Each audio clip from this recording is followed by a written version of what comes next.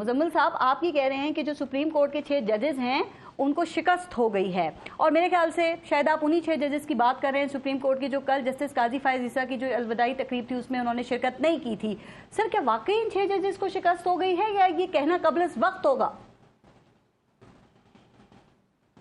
دیکھیں قاضی فائز عیسیٰ کے full court reference میں سپریم کورٹ کے اکثریتی ججز نے شرکت کی اور مائنورٹی ججز نے شرکت نہیں کی، جس سے پہلی بات تو قاضی فائز عیسیٰ آخری دن تک یہ ثابت کر کے گئے ہیں کہ سپریم کورٹ کے اکثریتی ججز کا اعتماد انہیں حاصل رہا۔ ٹھیک۔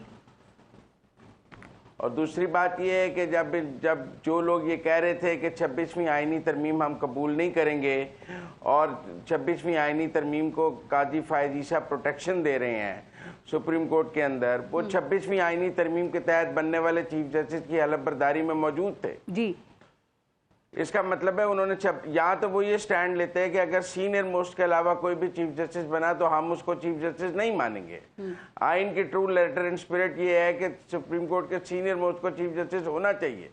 جب انہوں نے تیسرے نمبر والے کو چیف جسٹس مان لیا ہے، اس کی سربراہی میں فل کورٹ کو مان رہے ہیں، اس کے بنائے ہوئے بینچز کو مان رہے ہیں، تو وہ 26ویں ترمیم کو بھی مان رہے ہیں اور ان کے موقف کو صاحب یہ تو اچھی بات اپنے موقف سے ایک قدم پیچھے آئے ہیں، لیکن اب اس وقت جو سینئر پیونے جج ہیں وہ تو جسٹس منصور علی شاہ ہی ہیں نا، اور جسٹس منیب اختر جو ہیں وہ تیسرے نمبر پہ ہیں اور یہی جوڈیشل کمیشن کا حصہ ہوں گے، اور جو آئینی بینچ کا قیام ہوگا وہ اس میں بھی ووٹ دیں گے، جوڈیشل کمیشن میں اپوزیشن کے بھی لوگ ہوں گے۔ لیکن کیا یہ کہنا درست ہے کہ ان ججز کو شکست ہو گئی ہے؟ جی، یہ کہنا درست ہے کہ ان کو شکست ہو گئی ہے۔ جب آپ کے موقف کو شکست ہو جائے تو یہی کہا جاتا ہے کہ آپ کے موقف کو شکست ہو گئی ہے، یہ نہیں کہا جاتا کہ آپ کا موقف جیت گیا۔ آپ نے ایک موقف لیا، وہ موقف جو تھا وہ غلط ثابت ہوا، یا اس موقف کے ساتھ سپریم کورٹ کے اکثریتی ججز نہیں تھے اور آپ مائنورٹی میں تھے تو آپ کے موقف کو شکست ہو گئی۔ اچھا، رائٹ۔ اچھا، کل جو آپ یہ سپریم اور دوسری بات یہ جی بات کیجئے پلیز۔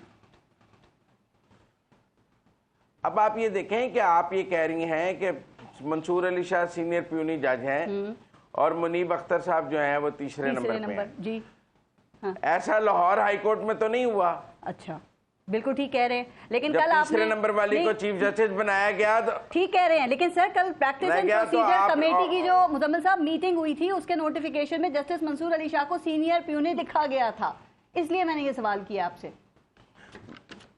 میرے خیال میں یہ قانون میں ابہام ہے، اسی لیے پریکٹس اینڈ پروسیجر بل کو اب امینڈ کیا جائے گا اور اس میں نئی سینیورٹی کا طریقہ کار طے کر دیا جائے گا کہ جب آپ سپر سیڈ ہو جائیں تو آپ سینیورٹی کلیم نہیں کر سکیں گے، پھر یحییٰ افریدی کے بعد جو ہوں گے وہ سینئر ہوں گے۔ تو پھر میں آپ کی بات سے کیا سمجھوں؟ پریکٹس اینڈ پروسیجر ہم یہ سمجھیں کہ جسٹس شاہ جو ہیں وہ سینئر پیونے نہیں ہیں؟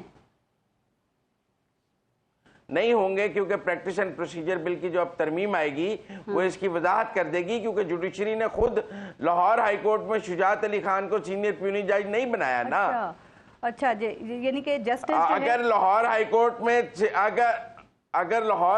میں شجاعت علی خان صاحب کو سینئر پیونی جج بنا لیا جاتا تو پھر عابد عزیز شیخ وہاں قائم مقام چیف جسٹس نہیں بن سکتے تھے، لیکن وہاں تو آپ نے سینئر پیونی جج کو قائم مقام بھی نہیں بنایا۔ اس کا مطلب یہاں پہ جسٹس امین الدین ہوں گے۔ کر لیا ہے۔ ٹھیک ہے پنجوتا صاحب، جسٹس امین الدین ہوں گے۔ یہ نبیل گبول صاحب کو جو روکا گیا ہے اسلام آباد میں، وہ ابھی 27ویں آئینی ترمیم کے لیے نہیں روکا گیا، وہ پریکٹس اینڈ پروسیجر بل کے اندر امینڈمنٹ کے لیے روکا گیا۔ ٹھیک ہے مزمل صاحب، یہ جو سپریم کورٹ میں کل فل کورٹ میٹنگ ہے، کیا لگتا ہے کہ اس میں یہ وہی ایک روٹین کی ہی میٹنگ ہوگی جس میں تجاویز دی جائیں گی رولز کے حوالے سے، یا پھر اس میں 26ویں آئینی ترمیم کے جو پروز اینڈ کونز ہیں، جو فوائد اور مضمرات ہیں وہ بھی ڈسکس ہو سکتے ہیں، اور اگر وہ ڈسکس ہوئے مزمل صاحب تو پھر اس کا امپیکٹ کیا ہوگا؟